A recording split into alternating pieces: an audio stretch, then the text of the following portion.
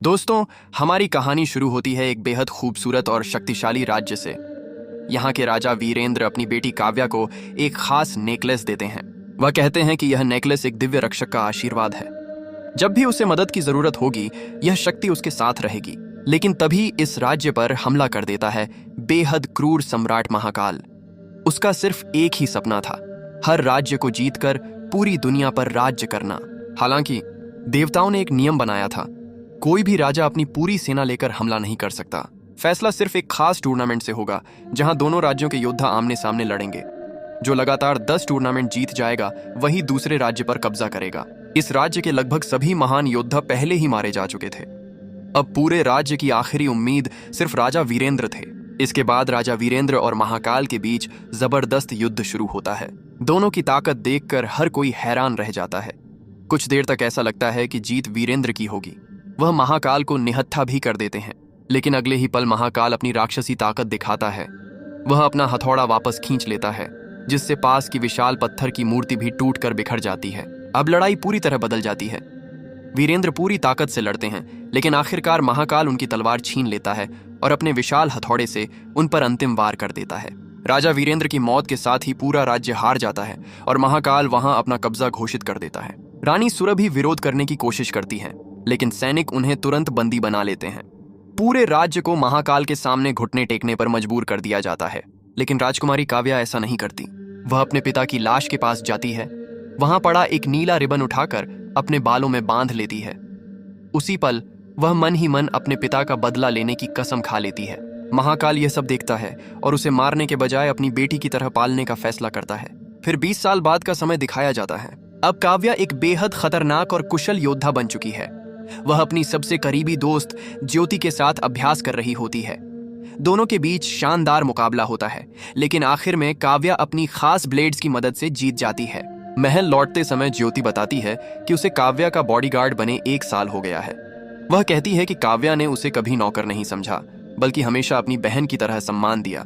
इसी खुशी में वह काव्या को नई ब्लेड्स तोहफे में देती है। उसी समय महाकाल पूरे महल में ऐलान करता है कि नया टूर्नामेंट शुरू होने वाला है और इस बार उसका निशाना है धरती। दूसरी तरफ एक दिव्य रक्षक अपनी टीम तैयार कर रहा था, क्योंकि अगर इस बार धरती हार गई तो पूरी दुनिया हमेशा के लिए महाकाल की गुलाम बन जाएगी। इसी बीच हमारी मुलाकात होती है अर्जुन से। कभी वह बहुत बड़ा एक्शन स्टार था, लेकिन अब लोग उसे लगभग भूल चुके थे। वह छोटे मोटे इवेंट्स में ऑटोग्राफ देकर अपना गुजारा कर रहा था, और वहां पहुंचकर उसे पता चलता है कि इस टूर्नामेंट में हारने वाला सिर्फ हारता नहीं, बल्कि हमेशा के लिए मर जाता है। तभी उसके सामने एक दिव्य रक्षक और उसकी साथी पहुंचते हैं। वे अर्जुन से कहते हैं कि उसे धरती को बचाने के लिए उनकी टीम में शामिल होना होगा।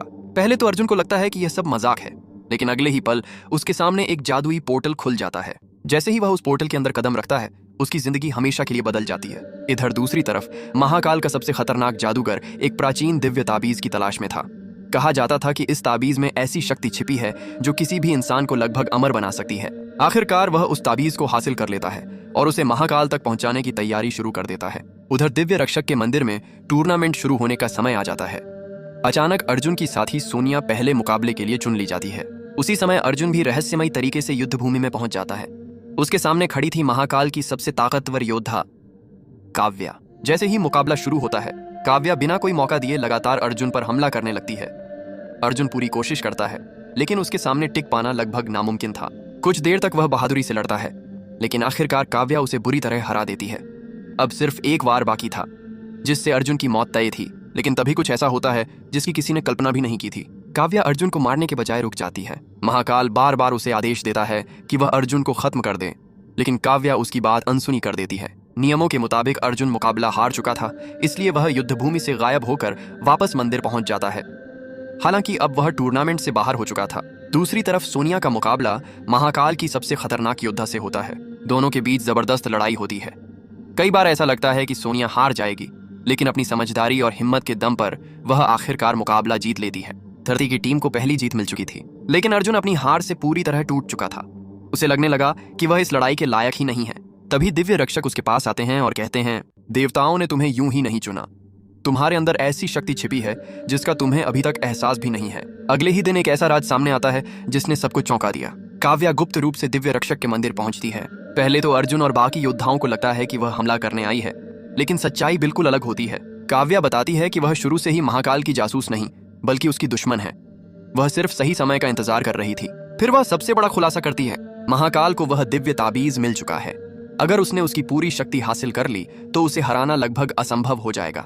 इतना कहकर काव्या वापस अपने राज्य लौट जाती है, लेकिन उसे बिल्कुल भी अंदाजा नहीं था कि उसकी सबसे करीबी दोस्त ज्योति चुपके से उसका पीछा कर रही थी। जैसे ही काव्या वापस पहुंचती है, ज्योति उसे रोक लेती है। वह गुस्से में काव्या को गद्दार कहती है और पूछती है कि आखिर उसने महाकाल के साथ विश्वासघात क्यों किया। काव्या कुछ जवाब दे पाती उससे पहले ही कहानी दूसरी तरफ पहुंच जाती है। महाकाल अपने अगले खतरनाक कदम की तैयारी कर चुका था और इस बार उसका निशाना सिर्फ धरती नहीं बल्कि खुद दिव्य रक्षक बनने वाले थे। उधर महाकाल के महल में काले जादू की मदद से उस दिव्य ताबीज की शक्ति उसके शरीर में समा जाती है। अब उसके शरीर पर लगा कोई भी घाव कुछ ही सेकंड में अपने आप भरने लगता है, यानी अब वह लगभग अमर बन चुका था। इसी बीच टूर्नामेंट का अगला मुकाबला शुरू होता है। धरती की तरफ से सबसे बहादुर योद्धा विक्रम मैदान में उतरता है। वह बिना डरे महाकाल पर लगातार हमला करता है। कई बार उसकी तलवार महाकाल के शरीर को चीर देती है, लेकिन हर बार वही होता है, घाव बनते हैं और कुछ ही पल में अपने आप भर जाते हैं। विक्रम समझ जाता है कि सामने खड़ा दुश्मन अब पहले जैसा नहीं रहा। इसके बावजूद वह हार नहीं मानता और अपनी पूरी ताकत झोंक देता है। लेकिन आखिरकार महाकाल अपने विशाल हथौड़े से ऐसा वार करता है कि विक्रम वहीं मारा जाता है। धरती की टीम अपने सबसे बड़े योद्धाओं में से एक को खो देती है। दूसरी तरफ अर्जुन के साथी बलराम का मुकाबला ज्योति से होता है। लड़ाई बेहद खतरनाक होती है। बलराम कई बार ज्योति को हराने की कोशिश करता है, लेकिन वह भी कम ताकतवर नहीं थी। आखिरकार बलराम किसी तरह उसका हथियार छीन लेता है और उसे पूरी तरह हरा देता है। अब वह चाहे तो ज्योति को मार सकता था, लेकिन तभी उसे काव्या की बात याद आती है। जिस तरह काव्या ने अर्जुन की जान बख्शी थी, उसी तरह बलराम भी ज्योति को माफ कर देता है। यह देखकर पहली बार ज्योति के मन में भी सवाल उठने लगते हैं कि शायद वह गलत लोगों का साथ दे रही है। उधर धरती का सबसे शक्तिशाली योद्धा अग्निवीर अपने पुराने दोस्त से लड़ने के लिए मजबूर हो जाता है। दोनों कभी एक दूसरे के सबसे अच्छे साथी थे, लेकिन अब किस्मत ने उन्हें दुश्मन बना दिया था। काफी देर तक दोनों के बीच भयंकर लड़ाई चलती है। अग्निवीर बार बार अपने दोस्त को समझाने की कोशिश करता है, लेकिन उसके ऊपर काले जादू का असर इतना गहरा था कि वह किसी की बात सुनने को तैयार नहीं था। आखिरकार भारी दिल से अग्निवीर अपने ही दोस्त को मार देता है। युद्ध तो जीत जाता है, लेकिन अपना सबसे करीबी साथी हमेशा के लिए खो देता है। उधर दिव्य रक्षक की हालत लगातार बिगड़ती जा रही थी। महाकाल की चालों की वजह से उनकी शक्तियां धीरे धीरे खत्म हो रही थीं। तभी काव्या एक गुप्त रास्ते का राज बताती है। महल के नीचे एक ऐसी सुरंग थी जिसके बारे में महाकाल की सेना भी नहीं जानती थी। अगर कोई उस रास्ते से अंदर पहुंच जाए तो सीधे उस जगह तक पहुंच सकता था जहां दिव्य ताबीज रखा हुआ है। लेकिन उस सुरंग की रखवाली एक बेहद खतरनाक योद्धा और उसकी जाति करती थी।